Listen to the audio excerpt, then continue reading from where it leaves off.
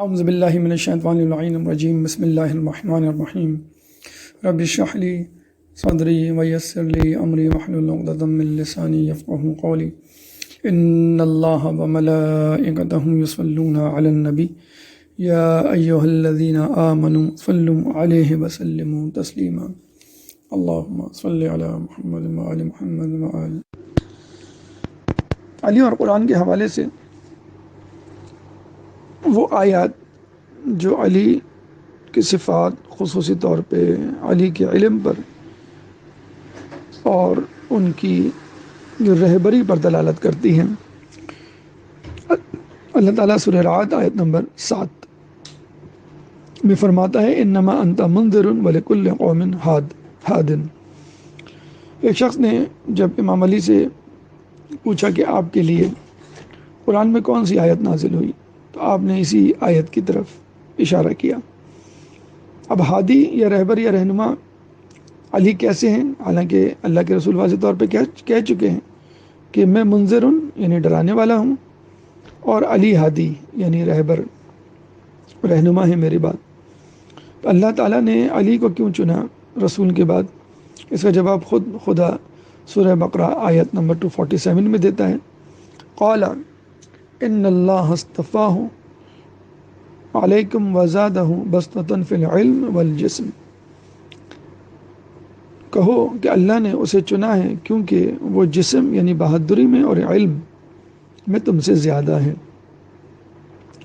اور یہ واقعہ جالوت بادشاہ کے حوالے سے ہے کہ جب اس کے ظلم و ستم سے لوگ تنگ آ گئے اور موسیٰ علیہ السلام کے پاس آئے کہ ہمارے اوپر ایک رہبر و رہنما مقرر کر دے تاکہ ہم جالوت بادشاہ سے نجات پائیں، تو موسیٰ علیہ السلام نے طالوت نامی شخص کو ان کا رہبر منعقد کیا، سپہ سالار مقرر کیا۔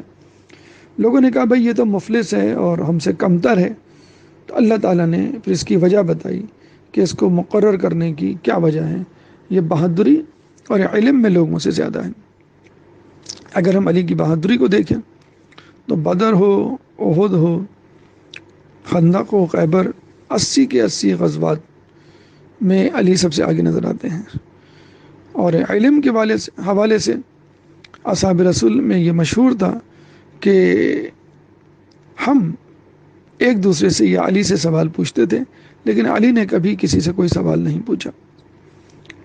اللہ تعالیٰ سورہ انبیاء آیت نمبر 7 میں فرماتا ہے فَاسْأَلُوا أَهْلَ الذِّكْرِ إِن كُنتُمْ لَا تَعْلَمُونَ، اہل ذکر سے پوچھ لو اگر تم نہیں جانتے۔ اہل ذکر کون ہے؟ اہل بیت کہ جن کی طرف رجوع کرنے کا کہا گیا ہے انی تارک فیکم الثقلین کتاب اللہ وعطرتی، میں تمہارے درمیان دو گراں قدر چیزیں چھوڑے جا رہا ہوں، ایک کتاب اللہ اور میری عطرت۔ علی کا علم لوگوں سے زیادہ تھا، اس کے لیے دلیل یہ ہے کہ علی زیادہ سے زیادہ رسول اللہ کے ساتھ رہتے تھے، بلکہ ایک دن میں 2 مرتبہ رسول اللہ کے بعد حاضری دیتے تھے۔ قرآن سورہ مجادلہ آیت نمبر 12 میں اللہ فرماتا ہے اذا ناجیتم الرسول فقدموا بین یدی نجواکم صدقہ، جب تم رسول اللہ سے سرگوشی کے لیے جاؤ تو کوئی صدقہ دو۔ ہوتا یوں تھا کہ رسول اللہ کے پاس لوگوں کا ہجوم ہوتا تھا، اور جو بڑے لوگ تھے وہ زیادہ رسول اللہ کا ٹائم لیا کرتے تھے، اور جو زیادہ ٹائم لیتا تھا وہ اپنا ایک امپریشن ڈالنا چاہتا تھا کہ ہم رسول سے قریب ہیں یا رسول ہم سے قریب ہیں، اور اس میں جو غریب و نادار تھے وہ بیچارے پیچھے رہ جاتے تھے۔ تو اللہ تعالیٰ نے یہ کنڈیشن لگائی، تو پھر ہوا یہ کہ تقریباً تمام لوگ جو ہے وہ پیچھے ہٹ گئے، اور یہ خرچ کرنا ان کے لیے کافی بھاری پڑ گیا۔ چنانچہ اللہ تعالیٰ نے یہ حکم واپس لے لیا، لیکن واپس لینے سے پہلے علی اس آیت پر عمل کر چکے تھے، اور انہوں نے درہم صدقہ دیا اور رسول کی خدمت میں حاضر ہوئے۔ یعنی یہ وہ آیت تھی جس پر فقط علی ہی عمل کر سکے۔ تو علی علم کے لیے درم و دینار کیا جان دینے کے لیے بھی تیار تھے، جان جوکھوں میں ڈالنے کے لیے تیار تھے۔ بہرحال علی کا علم قرآن کے مطابق سب سے زیادہ تھا، اور خود اس کا اعتراف رسول اللہ نے بھی کیا۔ آپ فرماتے ہیں کہ علم و حکمت کے 10 حصے ہیں، 9 حصے علی کو دیے گئے ہیں اور 1 حصہ باقی لوگوں میں تقسیم ہوا ہے، اور اس میں بھی علی کا حصہ سب سے زیادہ ہے۔ یعنی باقی 1 حصہ جو 10% تقسیم ہوا ہے لوگوں میں، وہ ظاہر سی بات ہے علم کی پیاس، علم کی جستجو اور مقام و مرتبے کے حساب سے تقسیم ہوگا، تو اس میں بھی علی کا سب سے زیادہ حصہ ہے، اور 9 حصے تو ہیں علی کے پاس۔ رسول اللہ فرماتے ہیں انا مدینۃ العلم و علی بابها فمن اراد العلم فلیات الباب، میں علم کا شہر ہوں اور علی اس کا دروازہ، پس جو شخص ارادہ کرے علم کا وہ دروازے سے آئے۔ اور حقیقتاً جو شخص دروازے سے آتا ہے وہ مہمان ہوتا ہے، اس کو خوش آمدید کہا جاتا ہے، اور جو دروازے کے علاوہ کھڑکی یا چھت سے یا دیوار پھلانگ کے آنے کی کوشش کرتا ہے اس کو چور کہا جاتا ہے۔ چنانچہ قرآن کا علم، حدیث کا علم، تفسیر کا علم، تاریخ کا علم، فقہ کا علم، جو بھی علم آپ کو چاہیے آپ کو پہلے علی سے لینا ہوگا اور پھر رسول اللہ تک پہنچنا ہوگا۔ یعنی علی کا پروانہ اجازہ آپ کے ہاتھ میں ہونا چاہیے، پھر آپ رسول تک پہنچ سکتے ہیں۔ خود علی اس کا اعتراف کرتے ہوئے فرماتے ہیں لقد علمنی رسول اللہ الف بابن کل بابن یفتح الف بابن، مجھ کو اللہ کے رسول نے 1000 باب دیے علم کے، اور تمام باب سے 1000 باب نکلتے ہیں، یعنی 1000 ضرب 1000، علی کے پاس 1 ملین 1000 ابواب علم تھے۔ امریکہ میں جو تحقیق ہوئی ہے اس کے مطابق علم کی جو برانچز ہیں، چیپٹرز ہیں، میدان ہیں، وہ تقریباً 1 ملین ہیں۔ تقریباً سب سے زیادہ ریسرچ تحقیق کا جو مرکز ہے وہ امریکہ ہے۔ چنانچہ علم کے جو میدان اور ابواب ہیں وہ 1 ملین، گویا یہ وہی 1 ملین ابواب ہیں جو اللہ کے رسول نے علی کو دیے تھے۔ خود علی کی زبان مبارک سے کم از کم 11,000 کلمات اختصار وارد ہوئے ہیں، جن کو لوگوں نے کتابوں میں محفوظ کیا ہے۔ کچھ جو ہے وہ نہج البلاغہ میں ہیں، کچھ دیگر کتابوں میں۔ تجلیات حکمت ایک کتاب کہ جس کو علی اصغر قمی نے جمع کیا ہے، تقریباً 5000 علی کے اقوال ہیں مختصر جو اس میں موجود ہیں۔ ممکن ہو تو اس کو پڑھنے کی کوشش کریں، کسب کریں اس میں سے علم و حکمت۔ مولا علی فرماتے ہیں لو کو شف الغطا ما ازددت یقینا، اگر میرے پاس سے پردے چھٹ جائیں تو میرے یقین میں اضافہ نہ ہو۔ ابراہیم علیہ السلام نے اللہ تعالیٰ سے کہا تھا کہ اے اللہ مجھے دکھا کہ تو کیسے موت دیتا ہے، تو اللہ نے کہا تھا کیا تم کو مجھ پر یقین نہیں؟ تو انہوں نے کہا تھا کیوں نہیں؟ بس اپنے دل کے اطمینان کے لیے چاہتا ہوں۔ تو اللہ تعالیٰ نے پھر ان کو پرندوں کا معجزہ دکھایا، کس طرح انہوں نے اس کو تقسیم کیے اور پھر وہ جمع ہوئے اور پھر اللہ نے ان کو زندہ کیا۔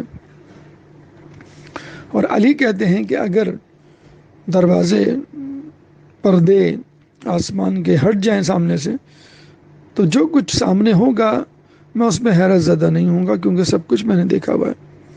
مولا فرماتے ہیں کہ میں آسمانوں کے راستوں کو زمین کے راستوں سے زیادہ جانتا ہوں۔ قدرت نے مجھے بخشے ہیں جوہر ملکوتی، خاکی ہوں مگر خاک سے رکھتا نہیں پیون، اپنے بھی خفا مجھ سے بیگانے بھی ناخوش، میں زہر حلاحل کو کبھی کہہ نہ سکا قند۔ مولا فرماتے تھے سلونی سلونی قبل ان تفقدونی، اور لوگ مذاق میں پوچھا کرتے علی یہ تو بتائیے کہ میری داڑھی میں بال کتنے ہیں؟ مولا کہتے اگر میں نے بتا دیا صحیح صحیح تو تصدیق کس سے کروائے گا؟ پھر مولانا نے یہ بھی کہا کہ مجھے یہ ضرور معلوم ہے کہ تیری داڑھی کے ہر بال میں ایک شیطان لٹکا ہوا ہے اور تیرا بیٹا میرے بیٹے کا قاتل ہوگا۔ عمر سعد کی طرف اشارہ تھا۔ بہرحال علی نے تو چاہا لوگوں کو کچھ نہ کچھ دیا جائے، لیکن لوگوں نے علی کا اور اپنا وقت برباد کیا اور وہ استفادہ نہیں کیا کہ جو کرنا چاہیے تھا۔ شہادت سے پہلے جب کسی نے پوچھا علی کوئی افسوس جو رہ گیا ہو، تو علی نے کہا کہ جتنا مجھے معلوم تھا اتنا لوگوں نے پوچھا نہیں، اور جتنا میرے پاس موجود تھا لوگوں نے اتنا مجھ سے مانگا نہیں۔ یعنی یہ دو ریگریٹ۔ ہم تو اس بات کا ریگریٹ کرتے ہیں کہ ہم نے زندگی میں یہ نہیں کیا اور فلاں خواہش پوری نہیں ہوئی، اور علی کہہ رہے ہیں کہ میرے پاس جو کچھ تھا میں دینا تو چاہتا تھا، لوگوں نے مجھ سے لیا نہیں۔ علی کے ساتھ موجود لوگوں نے بھی علی کی علمیت کا اعتراف کیا ہے۔ خلیفہ اول فرماتے تھے خدا مجھے وہ دن نہ دکھلائے کہ جب میں کسی مشکل میں گرفتار ہوں اور علی موجود نہ ہوں، کیونکہ اکثر موقعوں پر جب فیصلے نہیں ہو پاتے تھے مولا علی کو جو ہے وہ بلایا جاتا تھا۔ بلکہ اس زمانے میں تینوں خلفاء کے زمانے میں ایک عدالت خصوصی طور پہ لگائی جاتی تھی جس کا نام تھا ناظر القضایا۔ جس طرح ہمارے یہاں ہوتا ہے کہ ہم جو ہے وہ اپنے خلاف فیصلے پر اپیل دائر کرتے ہیں، اپیل کورٹ جسے کہتے ہیں، یا سپریم کورٹ۔ تو سٹی کورٹ میں اگر آپ کا مقدمہ ہے، آپ کو پسند نہیں آیا فیصلہ، آپ ہائی کورٹ جاتے ہیں، ہائی کورٹ میں پسند نہیں آیا تو آپ سپریم کورٹ جاتے ہیں۔ تو ناظر القضایا نامی قضاوت کی کرسی مولا علی کے پاس ہوتی تھی۔ اگر لوگوں کو اس دور کے حکمرانوں کے فیصلے پسند نہیں آتے تھے تو وہ علی سے انصاف کرایا کرتے تھے، اور علی اور اس وقت کے حکمران کا فیصلہ مختلف ہوتا تو علی کے فیصلے کو جو ہے وہ مقدم کیا جاتا۔ خلیفہ دوم اکثر کہا کرتے تھے لولا علی لہلک عمر۔ کہتے ہیں کہ یہ جملہ انہوں نے تقریباً 70 مرتبہ اپنی زندگی میں کہا، یعنی 70 مرتبہ یا اس سے زیادہ ان کو لوگوں کا ان کو ایسے مسائل کا سامنا کرنا پڑا کہ جس کے لیے وہ علی کے پاس آئے۔ علی کی ایک خاصیت تھی جواب دینے کی کہ جب بھی ان سے سوال پوچھا جاتا وہ بڑی سرعت سے سوال کا جواب دیتے۔ تو خلیفہ دوم ان سے کہا کرتے تھے مولا مجھے اس بات کی حیرت نہیں کہ آپ کو ہر بات کا جواب معلوم ہے، مجھے حیرت اس بات کی ہے کہ آپ سوال کا جواب بہت تیزی سے دیتے ہیں، تھوڑا سا بھی سوچ بچار نہیں کرتے۔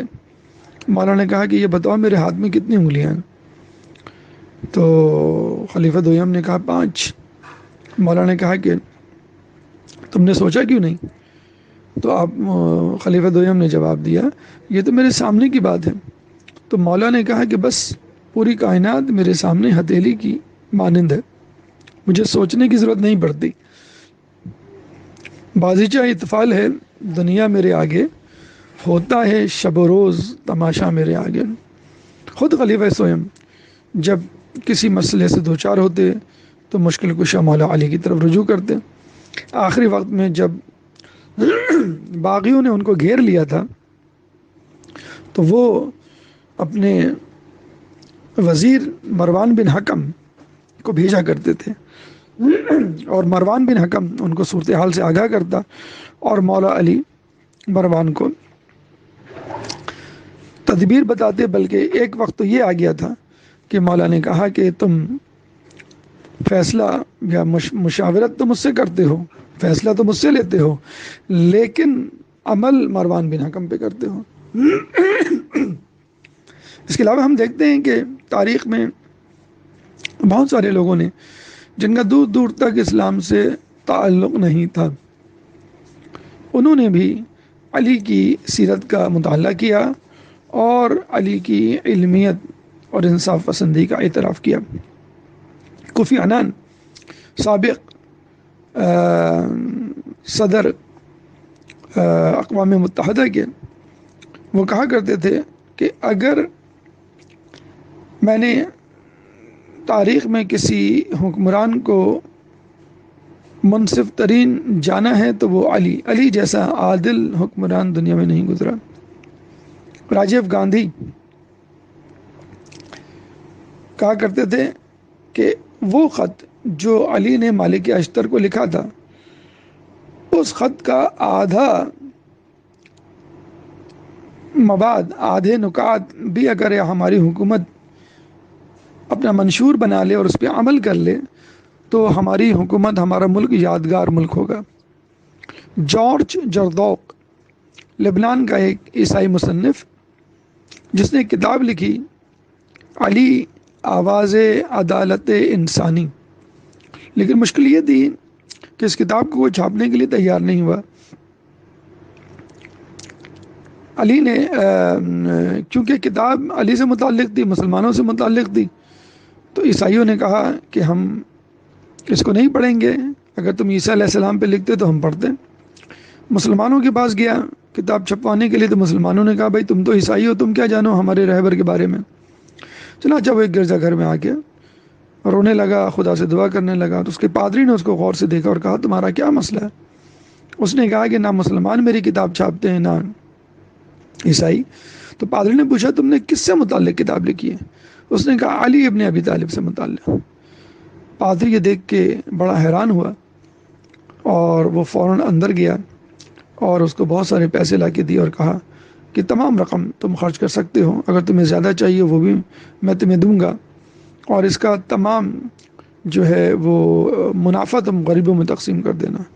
جب جارج جردوق نے اس سے اس کی وجہ پوچھی تو اس نے کہا کہ ہم نے اپنے بڑوں سے سنا ہے اور کتابوں میں پڑھا ہے کہ جب علی کی حکومت آئی تو ہمارے اس زمانے کے عیسائی علماء، یہودی علماء علی کے پاس گئے تھے اور علی سے درخواست کی تھی اپنے مذہب پر عمل کرنے کی آزادانہ طور پہ، تو علی نے ان کو اجازت دی تھی اور وہ بہت خوشی گئے تھے کہ یہ پہلا حکمران ہے کہ جس کے زیر اثر ہم اپنی عبادت گاہوں میں آزاد ہوں گے۔ جارج جردوق نے اس کے علاوہ 3 کتابیں اور لکھی، علی اور سقراط، جس میں علی اور سقراط کا کمپیریزن ہے۔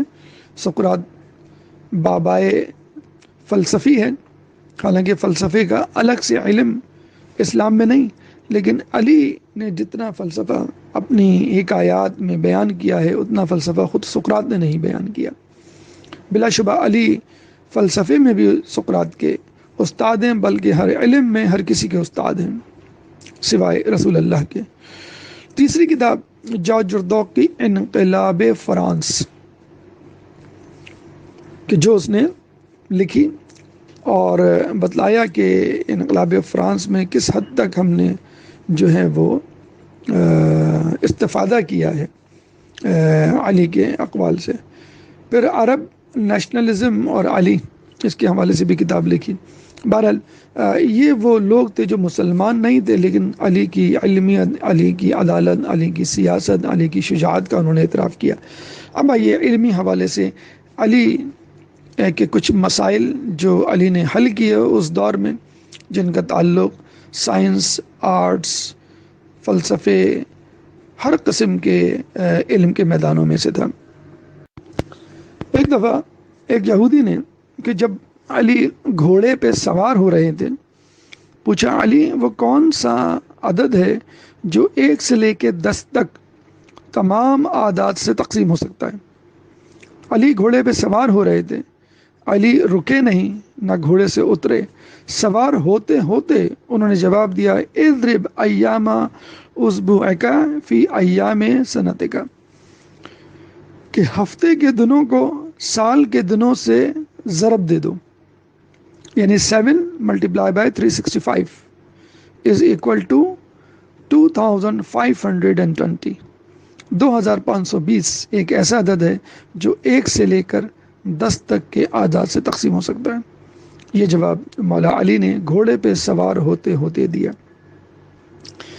ایک دفعہ 3 بھائی آئے، ان میں سے بڑے بھائی نے کہا کہ علی، ہمارے باپ نے اپنی زندگی میں کہا تھا کہ میرے پاس جو اونٹ ہیں ان میں سے آدھے بڑے بیٹے کو ملنے چاہیے، 1/3 منجھلے کو، درمیانے والے کو، اور 2 اونٹ سب سے چھوٹے والے کو۔ لیکن مسئلہ یہ ہے کہ ہمارے پاس 17 اونٹ ہیں، ابھی کیسے نصف ہوں گے اور 1/3 بنے گا ان کا؟ مولا علی نے اپنا ایک اونٹ ان 17 اونٹوں میں شامل کر دیا، اب یہ ہو گیا 18۔ مولا علی نے کہا کہ نصف اونٹ نصف اونٹ یعنی 9، 18 کا نصف 18 کا آدھا یعنی 9 اونٹ تمہارے ہوئے۔ اس کے بعد 1/3 یعنی 18 کا 1/3، 18 کا 6 درمیانے والے کے ہوئے، اور 2 اونٹ چھوٹے کے ہوئے۔ تو 9، 6 اور 2، 9 + 6 + 2، 9 + 6 15 and 2 17۔ آخری اونٹ جو بچا وہ علی کا اونٹ تھا، اور علی نے اس اونٹ کو اپنے پاس واپس لے لیا۔ یہ وہ میتھمیٹکس ہے جو آج بھی یہ رول میتھمیٹکس کا میتھمیٹکس کے اساتذہ پڑھاتے ہیں اور کتابوں میں موجود ہے کہ ہم ایکویشن میں اپنی طرف سے ایک عدد شامل کر دیتے ہیں یا +1 کر دیتے ہیں، اور وہ چلتا رہتا ہے، اور پھر آخر میں وہ عدد آخر میں بچ جاتا ہے، ہم اس کو واپس لے لیتے ہیں۔ اسی طرح 2 افراد رسول اللہ کے پاس اپنا مقدمہ لے کر آئے۔ ان میں سے ایک نے کہا کہ علی، ہم مسافر تھے، جا رہے تھے، میرے پاس 5 روٹیاں تھیں، اس کے پاس 3 روٹیاں تھیں، ہمیں راستے میں ایک اور مسافر اجنبی ملا، ہم دونوں نے بیٹھ کے راستے میں کھانا کھایا اور اپنی اپنی روٹیاں سامنے رکھ دیں، ہم تینوں نے وہ روٹیاں کھائیں، یعنی ٹوٹل 8 روٹیاں ہم تینوں نے کھائیں۔ وہ اجنبی جاتے جاتے ہمیں 8 درہم دے گیا، 8 درہم، اور کہا کہ یہ تم دونوں آپس میں تقسیم کر لینا۔ اب چونکہ میری 5 روٹیاں تھیں، میں نے 5 درہم لے لیے، اور اس کی 3 روٹیاں تھیں، میں نے اس کو 3 درہم دے دیے، لیکن یہ اس حکم پر راضی نہیں۔ مولا نے پوچھا دوسرے سے کہ تم کیوں راضی نہیں؟ تو اس نے کہا کہ نہیں، سب لوگوں نے برابر برابر کھانا کھایا ہے، چنانچہ درہم بھی برابر برابر تقسیم ہوں گے، 8 درہم میں 4 میرے، 4 اس کے۔ جبکہ 5 روٹیوں والا کہہ رہا تھا چونکہ میری روٹیاں زیادہ ہیں مجھ کو 5 ملنے چاہیے، اس کی روٹیاں کم ہیں یعنی 3، اس کو 3 ملنے چاہیے۔ جبکہ یہ کہہ رہا ہے کہ 4 چل ملنی چاہیے 3 روٹیوں والا۔ مولا نے 3 روٹی والے شخص سے کہا کہ دیکھ، تو 3 درہم لے لے ورنہ یہ بھی نہیں ملیں گے۔ اس نے کہا نہیں، آپ انصاف کیجئے، مجھے یقین ہے کہ مجھے 4 درہم ملیں گے۔ مولا نے کہا کہ اگر میں انصاف کروں گا تو تم قبول کرو گے؟ اس نے کہا کیوں نہیں؟ مولا نے کہا دیکھو، تم لوگوں نے اپنی روٹیاں آپس میں برابر برابر کھائی ہیں، فرض کر لو اگر تمہارے پاس 1 روٹی ہوتی تو تم اس کے 3 حصے کرتے، 1/3 1/3 1/3 یعنی 1/3 1/3 1/3 کھا لیتے۔ چنانچہ تم یہ تصور کرو کہ جو روٹیاں تمہارے پاس تھیں، ہر روٹی کے 3 حصے ہوئے، اور ہر روٹی کا 1 حصہ ایک آدمی نے کھایا، تو ٹوٹل روٹیاں کتنی ہوئیں؟ 8، اور ان کے ٹکڑے کتنے ہوئے اگر ہم 3 کریں؟ 8 ضرب 3، 8 × 3 = 24۔ اب جس نے 5 روٹیاں دی تھیں اس کے ٹکڑے کتنے ہوئے؟ 5 × 3 15، اور جس کی 3 روٹیاں تھیں اس کے ٹکڑے کتنے ہوئے؟ 3 × 3 9۔ اب مولا نے کہا کہ 24 ٹکڑے جو ٹوٹل ہوئے اس میں سے 8 ٹکڑے اجنبی نے کھائے اور 8 تم دونوں نے کھائے۔ اب 5 روٹیاں والے سے پوچھا کہ تمہارے پاس کتنی روٹیاں تھیں؟ اس نے کہا 5، اور کتنے ٹکڑے ٹوٹل ہوئے؟ 5 ضرب 3 5 × 3 15۔ تو مولا نے کہا کہ تمہارے پاس 5 روٹیاں تھیں اور ٹکڑے تمہارے پاس 15 ہوئے اور کھائے تم نے 8، یعنی 7 ٹکڑے تم نے ڈونیٹ کیے، دیے، وہ تم نے نہیں کھائے، تو یہ 7 درہم تمہارے ہوئے جو تم نے ڈونیٹ کیے ٹکڑے۔ اسی طرح جو 3 روٹی والا تھا اس سے کہا کہ تمہاری کتنی روٹیاں تھیں؟ اس نے کہا 3۔ کہنے لگے 3 روٹیوں کے 3 ٹکڑے ہوں تو کتنے بنیں گے؟ 3 × 3 9۔ تم نے 8 ٹکڑے کھائے، 1 ٹکڑا تم نے دوسروں کو دیا، تو جو ٹکڑا تم نے دوسرے کو دیا ہے کھانے کے لیے بس اس کا 1 درہم تمہارا ہوا۔ چنانچہ 5 درہم والے کو 7 درہم ملے، 5 روٹی والے کو، اور 3 روٹی والے کو فقط 1 درہم ملا۔ اسی طرح بایولوجی کے حوالے سے ایک شخص آتا ہے آپ کے پاس، کہتا ہے کہ مولا علی وہ کون سے جانور ہیں جو بچے دیتے ہیں اور وہ کون سے جانور ہیں جو انڈے دیتے ہیں؟ مولا نے جواب دیا جن جانوروں کے کان باہر ہوتے ہیں وہ بچے دیتے ہیں، جن جانوروں کے کان اندر ہوتے ہیں وہ انڈے دیتے ہیں۔ اب تھوڑی دیر بعد ایک دوسرا شخص آیا، اس نے بھی یہ سوال کیا کہ مولا کون سے جانور ہیں جو بچے دیتے ہیں اور کون سے جانور ہیں جو انڈے دیتے ہیں؟ سوال وہی ہے، مولا کہہ سکتے تھے کہ بھئی میں جواب دے چکا۔ یہ تو بالکل ایسے ہی ہے کہ ایک شخص آئے مولا سے، مولا گندم دے، مولا نے گندم دے دیا، دوسرے نے کہا کہ مولا گندم دے، اور مولا کہیں کہ بھئی میں تو دے چکا، بھئی اس کو الگ سے دینا ہے۔ اب یہ دوسرا آیا ہے، اس کا الگ جواب۔ تو مولا نے کہا کہ جو جانور دودھ دیتے ہیں وہ بچے دیتے ہیں، اور جو جانور دودھ نہیں دیتے وہ انڈے دیتے ہیں۔ تیسرا شخص آیا، اس نے کہا کہ مولا کون سے جانور ہیں جو بچے دیتے ہیں، کون سے جانور ہیں جو انڈے دیتے ہیں؟ تو مولا نے کہا، دوبارہ نیا جواب دیا کہ جو جانور چبا چبا کے کھاتے ہیں وہ بچے دیتے ہیں، اور جو نگل کر کھاتے ہیں وہ انڈے دیتے ہیں۔ مولا نے کہا اگر تم لوگ قیامت تک یہ سوال پوچھتے رہتے تو میں قیامت تک ہر سوال پر ایک نیا جواب دیتا۔ اسی طرح مولا کے پاس 2 افراد آئے، اور دونوں افراد میں سے دونوں یہ دعویٰ کر رہے تھے کہ میں آقا ہوں، یہ غلام ہے۔ مولا علی نے کہا کہ دیوار میں 2 سوراخ بنائے جائیں، 2 سوراخ بنائے گئے، دونوں کو کہا کہ اپنے سر ان سوراخ کے اندر ڈال دو۔ دونوں نے اپنے سر اس سوراخوں میں ڈال دیا الگ الگ۔ اب مولا علی نے جلاد کو حکم دیا کہ جو غلام ہے اس کی گردن مار دو۔ جو حقیقی طور پہ غلام تھا اس نے فوراً جو ہے وہ اپنا سر باہر نکال لیا، کیونکہ حقیقت میں وہی غلام تھا جس کا سر مارا جاتا تھا، اور مولا کو معلوم تھا۔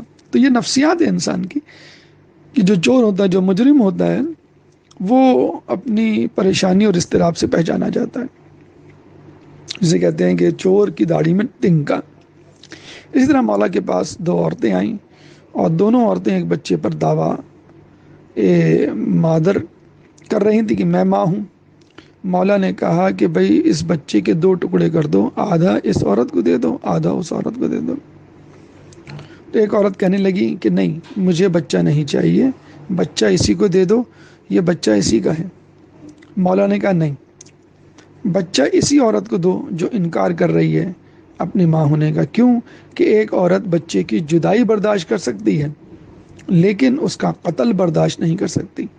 بس مولا نے بھی خلافت کی، حکومت کی جدائی برداشت کر لی، لیکن اسلام کا قتل برداشت نہیں کیا۔